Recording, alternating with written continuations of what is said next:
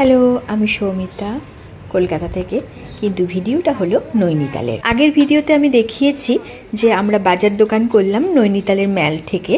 তারপরে আমরা ঘরে ফিরে এসে মাংস কিনে এনেছিলাম, পাহাড়ি চিকেন যেটা।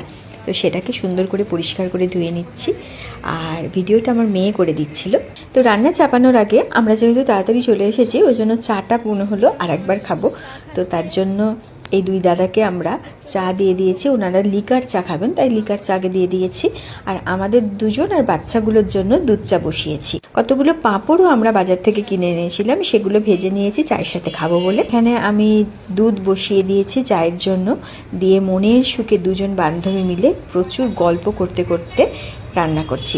ও ততক্ষণে মাংসের জন্য পেঁয়াজ, কাঁচা লঙ্কা, টমেটো, যে সমস্ত জিনিসগুলো লাগবে সমস্ত কিছু কাটতে শুরু করে দিয়েছে। চিকেনটা দাদারা ধুয়ে দিয়েছে, আর যেটা বাকি ছিল সেটা হচ্ছে রসুন আনতে আমরা বাজার থেকে যথারীতি ভুলে গিয়েছি।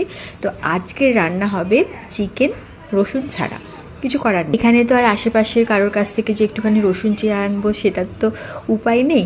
আর এই চত্বরের মধ্যে কোথাও কোনো দোকানও নেই। অগত্যা মিট মশলা আর যে সমস্ত মশলাগুলো ছিল সেগুলো দিয়ে রান্না হবে ঠিক করা হলো। আর বাই দা ওয়ে এখানে আমরা চা করে নিচ্ছিলাম। চাটা ছিল ওদের একদম কমপ্লিমেন্টারি, আর দুধও দিয়েছিল ওরা, ফ্রিজের মধ্যে রাখা ছিল লিকুইড প্যাকেট। তো এই আর কি, আমাদের এতটুকু বোরিং লাগেনি। অনেকে ভাবছেন যে রান্না করে খেতে হচ্ছে, বাড়িতে রান্না করি, ওখানে গিয়ে রান্না করব। আমরা ঠিকই করেছিলাম যখন আমরা এয়ারবিএনবি বুক করেছিলাম, যে আমরা ওখানে গিয়ে একদিন নিজেরা বাজার করব, দোকান করব, দিয়ে রান্না করব। আর রান্নাঘরটা ছিল সেরকম সুন্দর গোছানো, একদম হাতের কাছে সমস্ত জিনিস আমরা পেয়ে যাচ্ছিলাম, কোথাও কিছু খোঁজারও দরকার হচ্ছিল না। মাইক্রোওভেন, ফ্রিজ, টোস্টার, মিক্সার, যাবতীয় যা কিছু লাগার সমস্ত কিছু ওদের রাখাই ছিল। আর নিত্যদিনের যে সমস্ত জিনিস, যেমন চা, চিনি, দুধ, তারপরে কিছু কিছু জিনিস যেরকম ফোড়নের জিনিস, জিরে, কালো জিরে, ধনে, এই সমস্ত জিনিস না ওরা রেখেই দিয়েছে রান্নাঘরে। জানে অনেকেই এসে এরকম রান্নাবান্না করেন তাদের সুবিধার জন্য। তো এখানে আমাদের একদম দুধ চা রেডি হয়ে গিয়েছে চারজনের জন্য। আর কয়েকটা পাঁপড় অবশিষ্ট ছিল, সেগুলো নিয়ে বসে আরাম করে চাটা খেয়ে আবার রান্না শুরু করে দিয়েছি। এখানে আলু ভেজে নিচ্ছি চিকেনের জন্য।